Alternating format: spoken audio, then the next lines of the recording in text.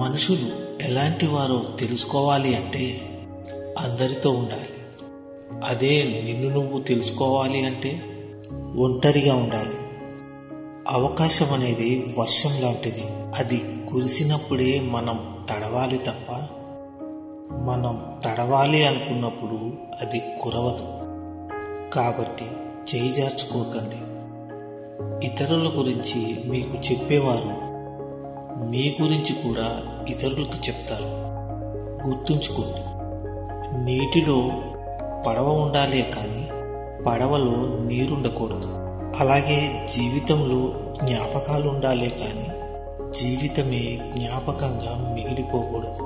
క్రమశిక్షణ లేని చదువు, సమయపాలన లేని విధి నిర్వహణ, అలాగే ఆచరణ లేని మాటలు నీకే కాదు నీ చుట్టుపక్కల వారికి కూడా కీడు చేస్తాయి. దీపం విలువ చీకట్లోనే తెలుస్తుంది. డబ్బు విలువ పేదరికంలోనే తెలుస్తుంది. అలాగే కుటుంబం విలువ ఒంటరితనంలోనే తెలుస్తుంది. 6 అడుగుల మనిషి యొక్క విలువ 4 అంగుళాల నాలిక మీద ఆధారపడి ఉంటుంది. ఎంత విచిత్రమో కదా. గొడవ జరిగితే కానీ బయటపడదు అసలు ఎవరి మనసులో ఏముందో అని. చూడటానికి ఏముంది, అందరూ నవ్వుతూ పలకరించే వాళ్ళే.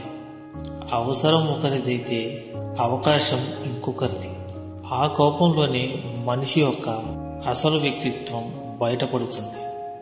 కోపంలోనే మనసులో ఉన్న నిజమైన భావాలు బయటపడతాయి.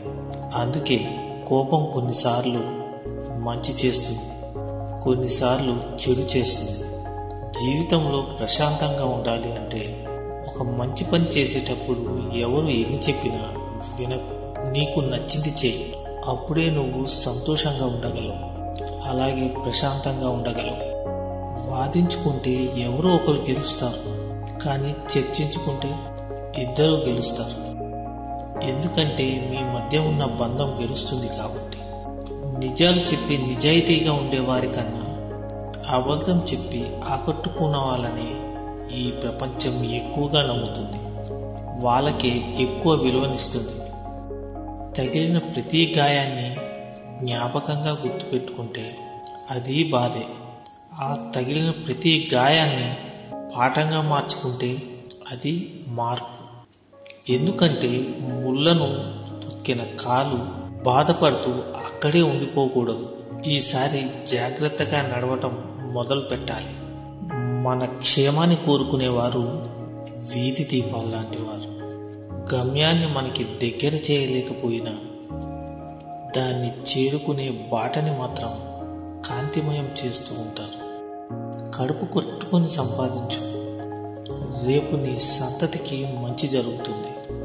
ఇతరుల కడుపు కొట్టి సంపాదించకు, ఆ పాపం నీ సంతతికి చుట్టుకుంటుంది. గుర్తుంచుకోండి, లోపాలు లేని మనిషి, లోటు లేని జీవితం ఎవరికి ఉండదు. సాధ్యమైతే మార్చుకోవాలి, లేకపోతే అలవాటు చేసుకోవాలి. అంతేకాని మనసును గాయం చేసుకోకూడదు.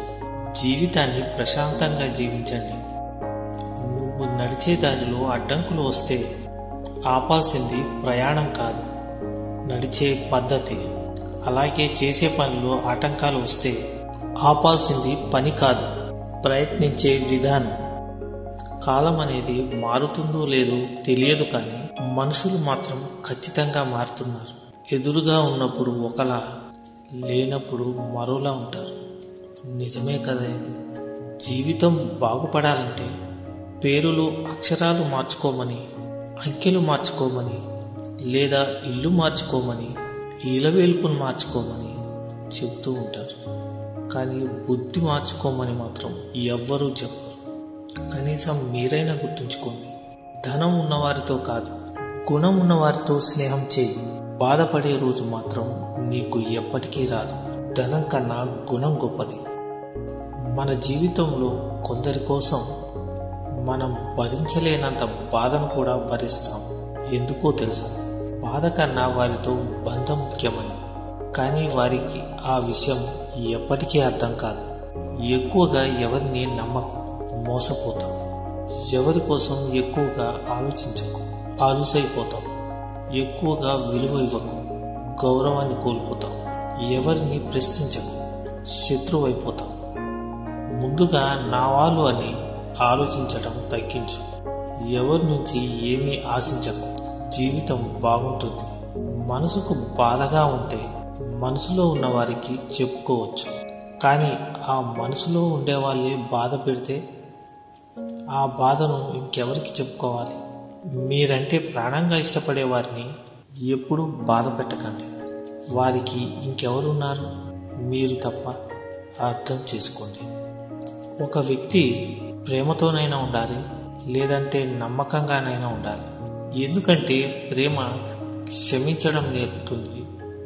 నమ్మకం మన కోసం ఏదైనా చేసేటట్టు చేస్తుంది. ఎవరు ఎప్పుడు మారుతారో ఎవరు కూడా చెప్పలేరు. సమయం కన్నా వేగంగా మారే మనుషుల మధ్య ఉన్నాం. అందరూ మనవాళ్ళు అనుకోవడం మనం చేసే అతిపెద్ద తప్పు. ఎవరు ఎప్పుడు ఎలా ఉంటారో ఎవరికీ తెలియదు. ఇదే ఇప్పుడు లోకం యొక్క తీరు.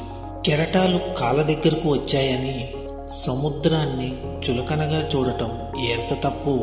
ఎదుటివారి మంచితనాన్ని చేతగానితనంగా చూడటం కూడా అంతే తప్పు.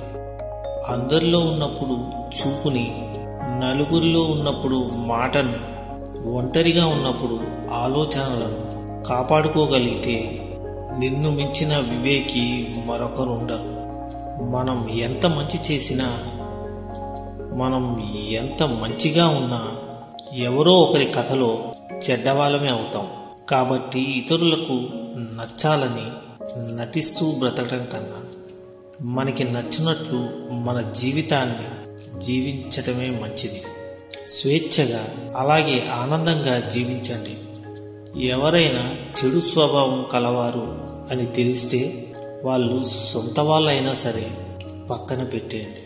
ఎందుకంటే మన తోటలో పండిన మిరపకాయ కదా అని కళ్ళల్లో పెట్టుకుంటే అది మంటనే పుట్టిస్తుంది, కానీ చల్లదనాన్ని కాదు. ఎవరో విలువ ఇవ్వలేదని నీ విలువ తగ్గదు. విలువ లేని మనుషులకు దూరంగా ఉంటేనే నీ విలువేంటో అర్థమవుతుంది. మనసులోని బాధ పోవాలంటే ఏ మందు పనిచేయకపోవచ్చు, కానీ మనసుకు నచ్చిన వాళ్ళు కాసేపు ప్రేమగా మనతో మాట్లాడితే చాలు. ఎంతటి బాధైనా మర్చిపోవచ్చు కాదంటారా? ఎంత కష్టం వచ్చినా నీలో నువ్వే ఓదార్చుకోవడం నేర్చుకో. ఎందుకంటే నీ కష్టాలు చూసి నవ్వుతారే తప్ప నా అని ఎవరు దగ్గరికి తీయరు. గుర్తుంచుకో, పెళ్లి ఎంత ఘనంగా చేసుకున్నావు అనేది గొప్పతనం కాదు. నిన్ను నమ్మి తల వంచి తాళి కట్టించుకున్న భార్యని ఎంత ప్రేమగా చూసుకుంటావు అనేదే నిజమైన గొప్పతనం. నీటిని ఎక్కువగా మరిగిస్తే ఆవిరైపోతాయి. అలాగే భరిస్తున్నారు కదా అని ఎక్కువగా బాధ పెడితే బంధాలు కూడా కనిపించకుండా పోతాయి. గుర్తుంచుకోండి, ఈ కాలంలో మంచి వాళ్ళకన్నా మంచిగా నటించే వాళ్ళే ఎక్కువ. మనతో అవసరం ఉన్నప్పుడు అంతా నువ్వే అంటారు. అవసరం తీరిపోయాక నువ్వు ఎంత అంటారు. నిజమే కదా? ఉండిపోయే వాళ్ళకి వెళ్ళిపోయే వాళ్ళకి చాలా తేడా ఉంది. ఉండిపోయే వాళ్ళు నిన్ను భరిస్తారు. వెళ్ళిపోవాలి అనుకునే వాళ్ళు అవకాశం కోసం ఎదురు చూస్తారు. అందరితో కలిసి ఉండు, అందరిలా నవ్వుతూ ఉండు. అంతేకాని అందరినీ అయిన వాళ్ళు అనుకోకు. అంతా నా వాళ్ళు అని మురిసిపోకు. నటనతో కూడిన మనిషి యొక్క ప్రేమ విషం కంటే కూడా ప్రమాదకరం. అవసరం కోసం 2 మెట్లు దిగినా తప్పులేదు, కానీ అవసరాలు తీర్చుకోవడం కోసం దిగజారిపోకూడదు. వ్యక్తిత్వపు విలువలు కోల్పోకూడదు. విజయమే సర్వం కాదు, అలాగే పరాజయం అంతం కాదు. ఏది జరిగినా మనం ప్రయాణాన్ని కొనసాగించే ధైర్యమే జీవితం. నువ్వు అందరి దగ్గర సంతోషంగా ఉండగలుగుతున్నావు అంటే వారి తప్పులను పట్టించుకోకుండా బంధానికి ఎక్కువ విలువ ఇస్తున్నాను అని అర్థం. ఒక వ్యక్తిని అపార్థం చేసుకునే ముందు ఆ వ్యక్తి గతంలో మనతో ఎలా ఉండేవారో గుర్తు చేసుకుంటే నిజాలు అర్థమవుతాయి. ఒక్కోసారి మన కళ్ళే మనల్ని మోసం చేస్తాయి. అందుకే గతం మర్చిపోవద్దు. ప్రతి మనిషిలో మంచి చెడు రెండూ ఉంటాయి. మనలో మంచిని చూసిన వాళ్ళు ఆప్తులవుతారు, చెడుని చూసిన వాళ్ళు శత్రువులవుతారు. రెండిటిని సమానంగా చూసిన వాళ్ళే మనల్ని ప్రేమించిన వాళ్ళు అవుతారు కాదంటారా? బ్రతుకు మీద బాధ్యత లేని వాడికి భవిష్యత్తు మీద హక్కు ఉండదు. నిన్ను సానపెట్టడానికి సంఘర్షణల మధ్యకి నెడుతూ ఉంటుంది జీవితం. తట్టుకుంటే రత్నమై వెలుగుతావు, అదే తప్పుకుంటే రాయిలానే మిగిలిపోతావు. నిర్ణయం నీదే. జాగ్రత్తగా ఉండండి, అలాగే ధైర్యంగా